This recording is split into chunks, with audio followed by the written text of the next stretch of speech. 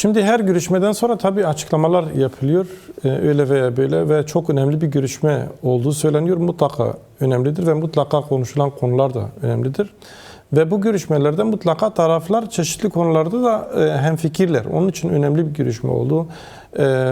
Ve işte süreç yeni bir aşamaya geçti. Bundan sonra yeni şeyler olacak şeklinde açıklamalar yapılıyor ama bu yeni şeyler de bir türlü olmuyor. Yani gerçekten de bu yeni şeyler denilen, yani yeni adımlar atılacak denilen adımlar ne zaman olacak onu bilmiyoruz. Yani bu konuda bir takvimlendirme yok. Bu edilen görüşmeler de elbette ki önemli görüşmelerdi. Fakat artık mesele görüşme veya görüşmeme meselesi değil. Artık mesele bütün bu görüşmelerin, bütün bu trafiğin, işte komisyonun, şunu bunu falan bir şeye somut bir yol haritası çıkarması meselesidir. Bu konuda bir ilerleme şu anda görülmüyor. Yani bugünkü görüşmelerde de somut bir yol haritasından bahsedilmedi. Siyasi partiler komisyon içerisinde grubu bulunan, parlamentoda grubu bulunan siyasi partiler raporlarını yazdılar. Yani MHP 120 sayfa, DEM Parti bildiğim kadarıyla 99 sayfa, tabii farklı bölümlerden oluşuyor. AKP'de 60 sayfadan oluşan 10 ayrı başlık altında toparladıkları önerilerini meclis başkanlığına sundular. CHP ve Yeni Yolda sunacak. Şimdi Erdoğan da dün konuştu. Dedi ki yani mecliste veya komisyonun önemli bir iş yaptı. Hazırlayacağı rapor sürecin önünü açacaktır. Yani bunu temenni ediyoruz ifadelerini kullandı. Beklenti ne? Komisyon bu beklentilere denk düşecek bir rapor çıkaracak mı? Çünkü engelin kendisi şu: MHP farklı düşünüyor, AKP farklı düşünüyor, DEM Parti farklı düşünüyor veya diğer siyasi partilerin, CHP'nin daha detaylarını bilmiyoruz. Diğerlerinin de detaylarını bilmiyoruz ama üst başlıklarını biliyoruz. Bir uzlaşı çıkar mı? Bir mutabakat çıkar mı raporla ilgili? Duran Kalkan da diyor yani bu raporun önemli olduğunu, Kürt sorun çözümüne denk düşen bir raporun hazırlanması gerektiğini söylüyor. Evet. Şimdi bugün AKP medyasına bir haber servis edildi. Ve bu haber AKP'nin de sunduğu rapora ilişkin idi. Şimdi DEM Parti'nin 99 sayfalık raporu bugün Mezopotamya Haber Ajansı tarafından yayınlandı ve gördük. Yani özeti en azından orada yayınlandı. Orada zaten DEM Parti'nin şimdiye kadar bu sorunun çözümüne ilişkin sunduğu perspektiflerin bir özeti var. Ve MHP'nin raporu da MHP 130 muydu? 128 öyle bir evet öyle bir rapor sundu. Evet. Ve Fethi Yıldız raporun genel hatlarına ilişkin de bir açıklama yaptı. Fakat AKP şimdiye kadar nasıl bir rapor hazırladığına dair doğrudan bir AKP'linin ağzından bir şey işitmiş değiliz. Yani başka vesilelerle çıkıp konuşuyorlar. İşte şöyle olsun böyle olsun, özellikle Ömer Çelik çıkıp konuşuyor ama bugün bir haber yayınlandı ve bu haber eğer doğru ise ki muhtemelen de doğrudur. Çünkü AKP medyası bu konularda özellikle AKP'den izin almadan, iktidardan onay almadan böyle haberleri servis etmez. Ve eğer rapor bu şekilde ise bu 40 yıllık, 50 yıllık ezberin tekrarıdır. Yani o raporda yeni bir şey yoktu açıkçası. Yani yeni hiçbir şey yoktu. Tam tersine işte mesela işte Kandil tasfiye edilecek. Kategorize ediyorlar. Yani işte kategorizeden de öte yani mesela şeyi söylüyor işte PYD lav edilecek. PYD niye lav edilsin? Suriye'de var olan yapı entegre olacak. Yerine de yeni bir yapı kurulmayacak. Şimdi Suriye'de diyelim ki yeni bir Suriye kuruldu. Yani şu anda yeni bir Suriye falan yok. Ama velev ki yeni bir Suriye kuruldu. Herkesin üzerine uzlaştığı bir anayasada çıktı Suriye'de.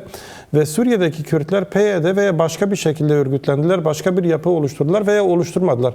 Bu AKP'yi ilgilendiren bir konu değil. Buradan anlıyoruz ki aslında AKP'nin vizyonu, AKP'nin perspektifi örgütlü bir Kürt olmasın. Kürtler örgütsüz olsun ve işte herhangi bir siyasi iradeleri de olmasın şeklinde. Hepimiz kardeşiz, öyle devam etsin. Şimdiye kadar bu mücadeleye öyle ve böyle katılmış olanlar, katkı sunmuş olanları da onlar da kategorize edilerek işte daha evvel çıkarılmış olan pişmanlık yasaları 1928'de çıkarılan bir yasa var. Şimdi Şeyh Said döneminin sonrasında yani nedir? Belki seyircilerimizin tümünü de bilir ama şunu hatırlatmakta fayda var ki 1920'li yılların başında Cumhuriyet kurulduğunda Kürtler dışlandılar. Kürtlerle birlikte bu Cumhuriyet kuruldu. Ve ardından Kürtler görmezden gelindiği, inkar edildikleri için Kürtler de buna karşı isyan ettiler ve bu isyan ne yazık ki bastırıldı Şeyh Said döneminde ve daha sonra da başka isyanlar oldu ama yani o isyana bir şekilde katkı sunmuş insanların birçoğu, belki binlerce insan, on binlerce insan yurt dışına, Türkiye sınırları dışına çıktı. Suriye'ye gittiler, Avrupa'ya gidenler oldu, İran'a gidenler oldu ve 1900 yani orada kaçak yaşayanlar oldu ve başka hazırlıklar da vardı. Devlet biliyordu Kürtler örgütleniyor, yeni isyanlar çıkacak. Onların önünü kapatmak için herkes gelsin devlete katılsın, 1920 yani affedilsin şeklinde 1928'de bir kanun çıkardılar ve bu kanunu çıkardıklarında o zaman vardıkları kanaat şuydu: bu mesele çözüldü. Şimdi 100 yıl sonra aynı şeyi konuşuyoruz. Yani eğer bu kanunla çözülmüş olsaydı zaten 100 yıldır bu mesele konuşulmamış olurdu. Yani 100 yıl sonra aynı şeyi tekrar etmenin bir anlamı yok. Bu kanun, yani bu yöntem çare olsaydı bu sorun zaten 100 yıl önce çözülmüş olurdu ve bu savaş da 40-50 yıldır devam etmemiş olurdu. Dolayısıyla bu mantıkla, bu perspektifle Sayın Duran Kalkan'ın da belirttiği gibi bu zihniyetle çözüm olmaz. Yani yeni bir zihniyet gerekiyor. AKP'nin raporundan anladığımız öyle yeni bir zihniyet falan yok ortada. Şimdi MHP'nin de raporunu medyaya yansıdığı kadarıyla anladığımız şarta bağlıyorlar. Yani silahsızlanma şartına bağlıyorlar. AKP'ninki de aynı ama AKP şu anda orada işte onu iktidar soracağım. yani. Yani sanki ikisi arasında bir uzlaşı var. Yani ya en azına razı etmek istiyorlar, bilerek bunu yapıyorlar. AKP'nin tarzıdır. Bu tür şeyleri önce medyaya servis eder, tartıştırır, bir takım tepkileri ölçer. Bunun üzerinden ne yapacaksa yapar.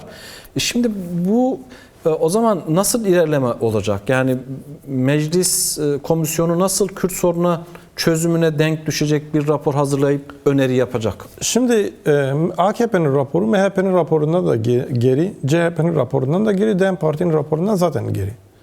Yani en geri rapor AKP'nin. Bu şu demek değil, hani MHP'nin raporu, CHP'nin raporu çok ileri diye değil ama AKP'ninki en gerisi. Ve eğer meclis komisyonu da kendi bu raporun kompozisyonunu AKP'nin raporunu referans alarak hazırlarsa bu raporun sürece bir katkısı falan olmaz. Hatta tam tersine sürecin önünü de kapatır yani. Onu belirtmekte fayda var. Meclis komisyonu tamam AKP'nin söylediği bazı şeyleri de dikkate alır. MHP'nin söylediği bazı şeyleri de dikkate alır. DEM Parti'nin söylediği bazı şeyleri de dikkate alır. CHP'nin söylediği ve diğer partilerin söylediklerini de dikkate alır ve bütün bu raporların birleşiminde yeni bir rapor hazırlar ama bu raporun çözüm odaklı olmalıdır. İşte yani 40 yıllık biraz AKP'nin gönlü olsun, biraz MHP'nin gönlü olsun ya da CHP'nin ya da DEM Parti ya da diğerlerin bu şekilde nasıl yol alınır? Yani hayır, gönlü olsun anlamında değil. Kürt meselesinin çözümü neye ihtiyaç duyuyor? Kürtler ne diyor? Beklenti ne? Evet, gönlü olsun anlamında değil. Yani sonuçta bu partiler bu komisyonun bileşenleridir ve onların görüşleri o raporda tabii ki yer alacak. Yani hani hiç AKP'nin görüşü dikkate alınmasın demiyoruz. Görüşleri dikkate alınsın. Hiçbir partinin görüşlerinden yola çıkarak sorun çözülmez. Yani bütün her tarafın görüşleri orada yer alınmalıdır. Şimdi burada mesele nedir? Burada Kürtler diyor ki Kürt Özgürlük Hareketi şimdiye kadar bu sebepten dolayı bu mücadele yasa dışı ve silahlı mücadele şeklinde devam edildi. Buna devletin politikaları sebep oldu. Dolayısıyla bundan sonra Kürt hareketi, Kürtler demokratik toplum şiarıyla yasal ve demokratik hukuki zeminde kendi mücadelelerini sürdürmek istiyorlar. Yani Kürtlerin yasal ve demokratik örgütlülüğünü kabul edecek bir yasal formülasyon gerekiyor. Yani sadece işte dağıtılsınlar, ondan sonra hiçbir şey olmayacak, sonrasına biz bakacağız şeklindeki yaklaşımlarla sorun olmaz. Yani meclis komisyonunun ortaya koyacağı odur. Kürtlerin de yani demokratik toplum şiarıyla kendini örgütleme, demokratik siyaset, demokratik toplum mücadelesi yürütme hakkı vardır ve bunun yasallaşması gerekiyor. İkincisi, bu mücadeleye yani şimdiye kadar yani tırnak içerisinde yasa dışı diye tanımlanan mücadelenin yasallaşması gerekiyor. O mücadelede yer almış aktörlerin de kendi mücadelelerini siyasi alanda sürdürebilme hakkına sahip olmaları gerekiyor ve Kürtlerin de bütün haklarıyla yasal olarak kabul edilmeleri gerekiyor. Yani Sayın Abdullah Öcalan bunu Kürtlerin yasallaşması olarak tanımlıyor. Böyle olması gerekiyor. Bu çok karışık, çok hani yeni bir şey tespit edilecek bir durum değil. Yani Kürtler diyor ki biz yasal bir şekilde mücadelemizi sürdürmek Ama istiyoruz. sonuçta Bizim mücadelemizin yasal şekilde sürdürülmesi için bize bu alanı açacaksınız. Şimdi dedin ya, karışık bir durum değil, anlaşılır bir durum. Doğru, fakat bilerek mi peki bu karışık hale getiriyorlar? Yani çözümsüz bırakılıyor. Bir taraftan çözmek gibi işte bir gaye var, çaba var Ankara'da. Fakat bunlar pratik adıma dönüşmüyor. Sonra da sürekli el yükseltiyorlar. Bir baskı da oluşturuyorlar. İşte Rojava üzerinden, birazdan onu da soracağım sana. Şimdi bir yıl geride kaldı. Kürt Halk Önderi Abdullah Öcalan'ın durumunda bir değişiklik yok. Yani Duran Kalkan da dikkat çekiyor. Tecritin tamamıyla kalkması gerekiyor. İletişim önünde engellerin kaldırılması gerekiyor. Özgürlüğünün sağlanması gerekiyor. Şimdi bunlar... Umut hakkını kendileri söyledi. Evet, bunlardan bir ilerleme yok. Yani hukuki ve yasal çerçeveye ihtiyaç duyuluyor. İşte cezaevinde insanlar var, dağda insanlar var, sürgünde insanlar var. Bunlar demokratik siyasete nasıl katılacak? Bu konuda da bir ilerleme yok. Bunları da dikkate aldığımızda rapor yazılacak, tamam, parlamentoya gelecek. Ne öngörüyorsun? Yani bundan sonrası için Devlet Bahçeli diyor ki artık ikinci aşama. Evet. Şimdi yani rapor çözümün önünü açacak mı diyemiyor insan şu anda. Açmayacak da diyemiyor. Yani çünkü bu komisyonun çoğunluğu, yani komisyonun başkanı AKP'li. Çoğunluğu da AKP'li. Bunu kim yazacak? Muhtemelen onu da AKP'liler yazacak. Dolayısıyla AKP'nin raporu da ortada. MHP'nin raporu da ortada. Yani bu konuda gerçekten çözüm isteyen çevrelerin, yani devlet içerisinde çözüm odaklı çalışan çevrelerin, dinamiklerin burada ne kadar rol olacak onu bilmiyoruz. Onun için şimdiden erken bir şey söylemek doğru olmaz diye düşünüyorum. Yani bu raporla her şey çözülecek, çözümün önünü açacak bir rapor çıkacak şeklinde bir değerlendirme yapmak doğru olmaz. Beklenti o yönde, yani olması gereken odur. Ve bu rapor, yani komisyondan da bir şey çıkmaz, bu rapordan da bir şey çıkmaz demek de şimdi doğru olmaz. O da ön yargılı bir yaklaşım olur. Dolayısıyla temennimiz odur ki ve olması gereken odur ki bu raporla birlikte sürecin önü açılsın, çözümün önü açılsın. Yani AKP'nin şu anki yaklaşımı nedir? Daha çok bastırmaya, bitirmeye dönüktür. Yani işte terörsüz Türkiye diyorlar, terör bitti, silah bitti, şu bu falan. Ondan sonra çözüm oldu. Aynı 1928 mantığı da oydu. Yani öyle bir hava oluşturmak istiyorlar. Ondan sonra işte biz çözdük, bu sorun bitti şeklinde propaganda yapacaklar muhtemelen. Daha sonra işte yani eğer yasal adımlar atılmazsa daha sonra Kürtlerin siyaset yapma hakları da engellenmiş olur. Yani böyle bir risk var. Onun için bütün konuşulan her şeyin yasal bağlayıcılığa kavuşması gerekiyor. Bu aşamada buna dair güçlü emareler göremiyoruz. Yani Kürt tarafı diyor ki dün akşam Medya Haber TV'de Duran Kalkan'ın programı yayınlandı. Artık geri dönüş yok ve bu sürecin ilerlemesi gerekir. Alternatifi olan bir süreç değil. Alternatifi herkes için felakettir. Şimdi burada bu şu demek değil. Yani işte taraflar bir konsensusa varmış, bir anlaşma sağlanmış, artık geri dönüş yok. Bu bir tarafın kendi pozisyonunu belirlemesidir. Yani Kürt tarafı diyor ki bizim için artık geri dönüş yok. Biz bu olaya stratejik bakıyoruz. Karşı tarafın da stratejik ve çözüm odaklı bakmasını istiyoruz diyor. Dolayısıyla karşı taraftan da işte şu anda bugünkü rapora vesaire baktığımızda olumlu bir şey göremiyoruz. Erdoğan'ın konuşmasına sen dikkat çektin. Evet. Tamam, Erdoğan'ın konuşması öyle. Fakat bu siyaseten nasıl formül olacak? Yani kimse zaten bu konuşmanın kendisine karşı değil. Bunun şeyi nedir? Tamam. Bütün mesele de o. Bütün mesele 11 Temmuz'u hatırlarsan Erdal. 11 Temmuz'un üzerine tam 14 ay geçti değil mi? Şimdi 11 Temmuz'da silah yakıldıktan sonra önce Bahçeli sonra Erdoğan çıkıp ne dediler? Çok olumlu bir şeydir dediler. Bundan sonra yapılması gereken demokratik siyasetin önünü açmaktır dediler. Öyle demediler mi? Peki 4 ay geçti. Demokratik siyasetin önünü açmaya dönük bu iki cenahtan herhangi bir adım geldi mi? Çeşitli söylemler dışında yok. Geldi aslında. Ne geldi? Ve Souza konuştu. Niye böyle konuşuyorsun diye. Demokratik adım atma. Onu diyorum işte. Yani şimdi gelen o. Tersine. 5 ay önce, 4 ay önce alkışlıyorlardı. 4 ay sonra, 5 ay sonra da efendim niye böyle konuştunuz? Evet. Yani hangisi? Bir de o var yani o da bir şey egemenlik kibri yani işte siz konuşmayın iş yürü siz konuşunca iş bozuluyor. bozuluyor, Ben her gün konuşayım. Yani öyle bir şey olabilir mi? Bir süreç varsa sürecin iki tarafı var. Her iki taraf da konuşacak yani. Duran Kalkan da diyor ki tamam zorluklar var ama yani aşılması gerekiyor bu zorlukların. Meclisin, siyasetçilerin daha fazla inisiyatif almaları gerekiyor. Daha güçlü adımlar atmaları gerekiyor. Daha cesur olmaları gerekiyor. Bu çağrıyı da yapıyor. İşte parlamento böyle bir sınavla karşı karşıya aslında. Evet. Siyaset kurumu böyle bir sınavla karşı karşıya. Herkes de birbirine ne yazık ki topu Yani atıyor. orada benim anladığım şudur. Şu anda siyasi irade devlet bürokrasisinin yani devlet kadrolarının önünde bir çeşit şey yani gerisinde çözüm Gerisinde, açısından. doğru.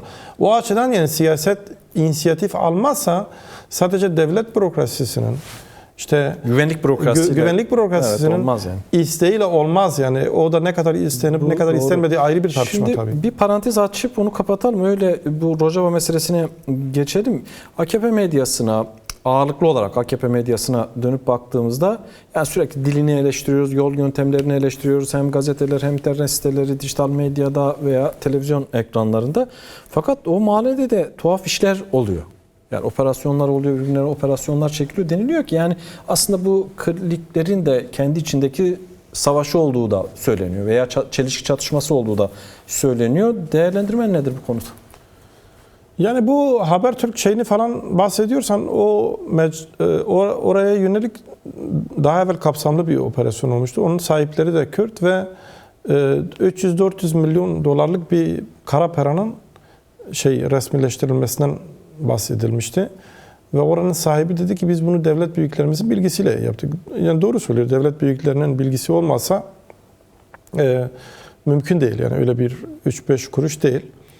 Ve bazı söylemlere göre yani bazı iddialara göre daha çok Hakan Fidan orayı dizayn. Ekibi. Hakan Fidan ve ekibi. Hakan Fidan biliyorsun daha sonra Erdoğan'ın yerine gelmek için çalışıyor. Onun hazırlığını yapıyor. Yani bir nevi Hakan Fidan kendi medyasını yani AKP medyasının içerisinde bir de Hakan Fidan köşesi. Kendi mecrasını dizayn ediyor. Ve bu da AKP içerisindeki diğer klikleri rahatsız ettiği için oraya bir operasyon çektiler ve en son işte bazılarını tutukladılar. Tabii bu tutuklanan elemanlar yani onlar halen nasıl bir şeyin içinde olduklarını da bilmiyorlar. Yani bir laf var işte filler tepişir, çimenler ezilir değil mi? Böyle bir laf var. Onların durumu da o şekilde ve muhtemelen de böyledir. Çünkü bu bahsedilen konular yeni şey olmuş yani sanki devlet bunu yeni duymuş da müdahale etmiş şeklinde bir şey yapıyorlar. Böyle haberler falan servis ediliyor. Öyle bir şey yok. Bu kendi aralarındaki iktidar çekişmesi. Dolayısıyla bunu da birbirlerine bağlı medya ve şey üzerine yapıyorlar. Medya ve sermaye üzerine yapıyorlar. Ya işte şimdi... Yani o alanda aslında Hakan Fidan'ın öyle o diğerleri daha çok kurumlaşmış.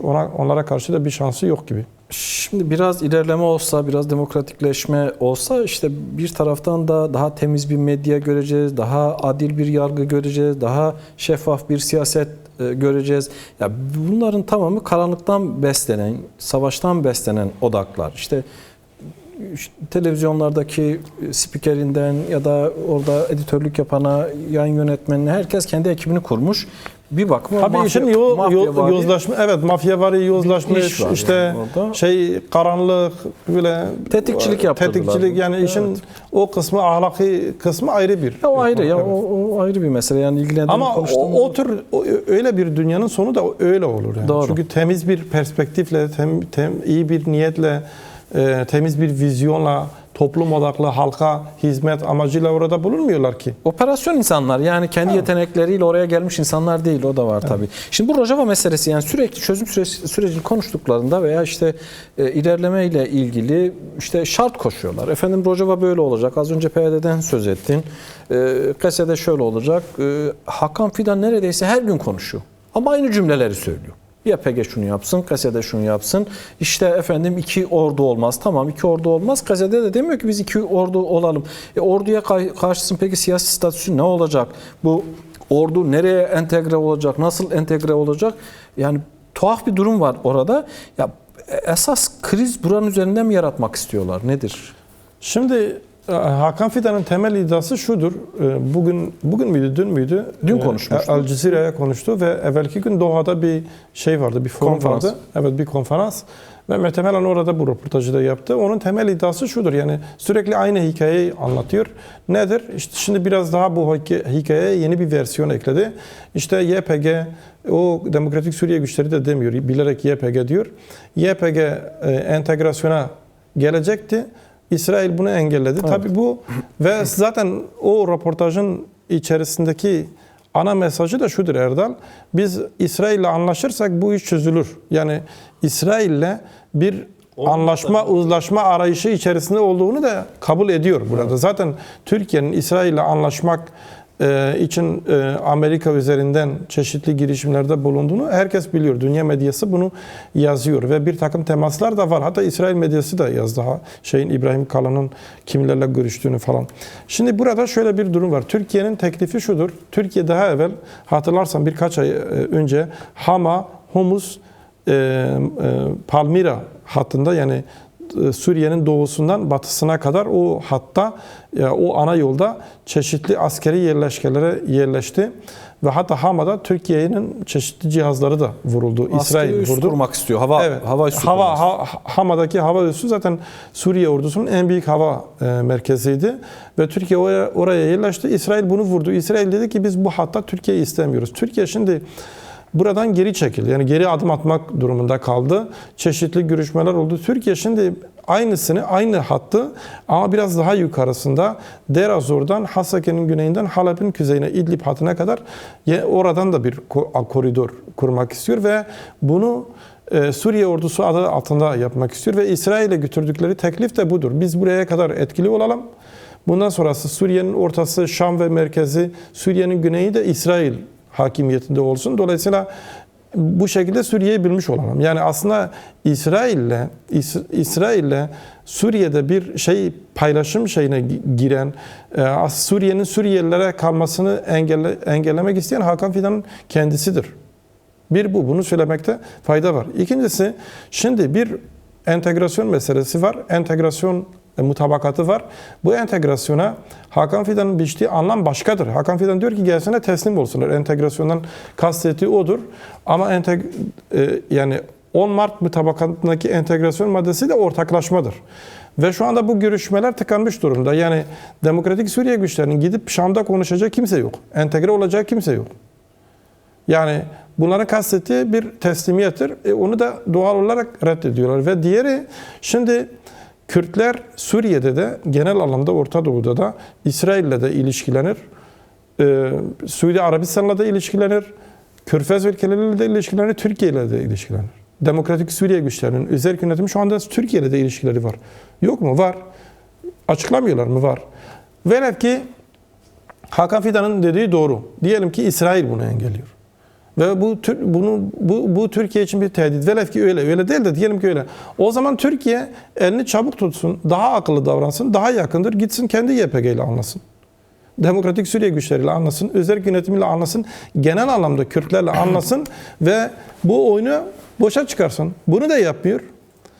Varsa yoksa manipülasyon, dezenformasyon, işte sanki kendisi çok çözümden yanaymış da YPG yapmamış. Şu anda 10 Mart mutabakatının gereklerinin yerine getirilmemesinin birinci sorumlusu Türkiye Devleti'nin bu politikalarıdır ve özellikle de Hakan Fidan'dır. Eğer kendisi bu olumsuz pozisyonundan, rolünden vazgeçerse bence Şam'dakiler bile yani Ahmet El-Şara ve ekibi bile daha rasyonel davranarak bu mutabakatın gereğini yerine getirecekler.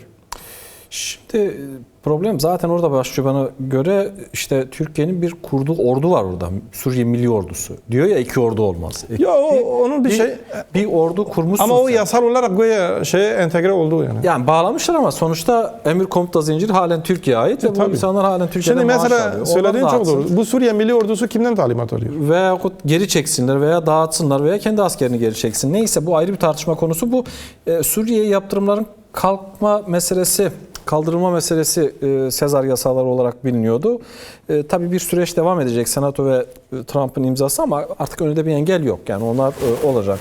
Rojava'yı, Alevileri, Dürzileri nasıl etkileyecek bu? Yani önünde bir engel yok mu tespit edemem, emin değilim. Çünkü yani Kongre ve Senato bu konuda sorun çıkarabilir. Yani Trump'ın Kongre değil, yani Senato'ya gidecek. Senato'dan evet. sonra Trump'ın imzasına gidecek. Evet, yani Senato'da sıkıntı olabilir. Çünkü birçok senatörün açıklamalarına bakıyorum. Öyle hemen Trump gibi tamam Ahmet Alşara bizim adamımız hadi buna şans tanıyalım şeklinde yapmıyorlar. Yaklaşmıyorlar. Yani hem demokratlar hem cumhuriyetçiler bu Evet. yasanın kalkmasına destek verdikleri için diyorlar rahat gidip kalkar. Destek veriyorlar ama yani burada İtiraz edenler de var. itiraz eden senatörler çoktur. Onun için hemen öyle garantidir geçecek şeklinde bakmıyorum. Yani bu geçmez demek de değildir.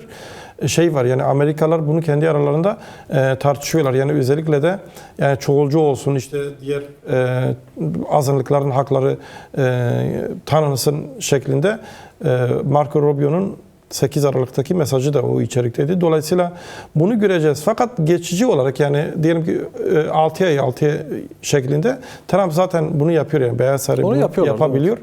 Ve şu anda Amerika'nın daha evvel Tom Barrack söylemişti. Başka Amerikalı yetkililer de söyledi. Bir B planı yok Suriye'de. Bir planları var. O da A planıdır ve bu A planı da Ahmet Alşara ve ekibinin iktidarda tutulması. Dolayısıyla bunu eğer istiyorlarsa o zaman yaptırımların kaldırılması lazım. O zaman Suriye'ye paranın akması lazım. Şu anda Suriye'nin yeniden inşa olması için en az 500 milyar dolar paraya ihtiyacı var. 500 milyar dolar. Şimdi bu 500 milyar dolar paranın bir kısmını Suudi Arabistan verecek, bir kısmını Katar verecek, Birleşik Arap Emirlikleri verecek. Ama her parayı veren de karşılığında bir şey isteyecek. Yani öyle bedava kimse para vermiyor. Türkiye'nin parası yok. Türkiye Suriye'de çok iddialı bir güç ama parası yok çünkü kendi borcu var. Belki Türkiye Suriye'ye gelecek parayı acaba kendime ne kadarını kaparım şeklinde bir hesap da yapıyor. Yani işte inşaat yapacağız, altyapı yapacağız falan. Geçenlerde hatta bir haber de çıktı. Halep'te birçok ihaleyi yani birçoğu değil, ihalelerin çoğunu hemen hemen Türk firmalarına veriyorlar. Dolayısıyla Türkiye'nin para verme şeyi yok. Fakat bu paranın akması için Amerika'nın burada bu yaptırımları kaldırması lazım. Peyderpey bunu kaldıracaklar. Sürecin tamamlandığını varsayarsak Rojava nasıl etkilenecek? Çünkü Mazlum Abdi'nin kendisi de dedi ki ya bu yaptırımları koşulsuz kaldırmayın. Şimdi sorun çözülmemiş. Yaptırımları koşulsuz kaldırmak mevcut yönetime koşulsuz destek vermek demektir. Zaten Ahmet Alşara bir Beyaz Saray'a gitti. Evvelinde Birleşmiş Milletler'e gitti. Yani bir özgüvenle işte herkese adeta görmezden gelen yani böyle kendi diktatöryasını kurumsallaştırmaya çalışan çabalar içerisine girdi. Dolayısıyla daha evvel Demokratik Suriye güçleri demişti ki Sezar yasalarının yaptırımlarının kaldırılması iyidir. Yani niye? Çünkü Suriye'nin genelinde bir para akışı olacak, para sirkülasyonu olacak. Ekonomik kalkınma Suriye'deki herkes için olumlu olacak.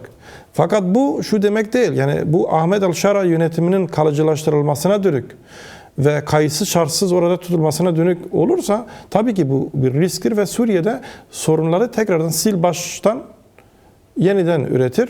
Dolayısıyla bu cihatçı yönetimin Kürtlere, Alevilere, Dürzilere, Hristiyanlara karşı baskıları, saldırıları daha da gelişir, daha da yoğunluk kazanır ve bunun bence Suriye'nin geleceğine de bir katkısı olmaz.